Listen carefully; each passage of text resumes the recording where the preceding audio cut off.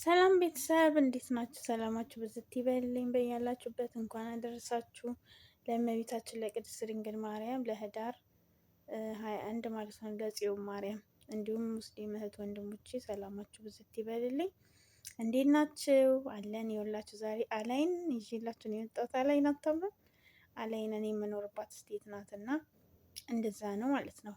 ቆንጆ አድርገዋታል የወላችሁ ቆንጆ ሆናለች እና ውዶቼ ማሮቼ ማለት ነው። ሌላኛው የትላንትና የነበረው አዋርድ ደስ ይል ነበረ። የነበረው ፉክክር ሁሉም የልፋቱን ጥረቱን ሲያገኝ ደስ ይላል።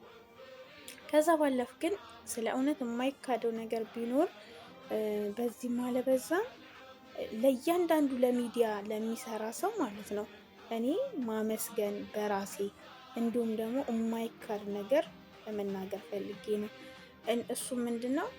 አንደኛ የማዳም ቅመም በቃ እውነት ለመናገር፣ ሁለተኛ ዲያስፖራ የሚሆን የማዳም ቅመም የሆነ ነገር ሲባል ቶሎ ብለው ለሰው በቃ ለችግር ለህመምተኛ የሚሆን ሮጦ የሚደርሱት ዲያስፖራ እና እንዲሁም የማዳም ቅመም ናቸው። እንዲሁም ደግሞ ሚዲያን ሰፖርት ለማድረግ ለማሳደግ በቃ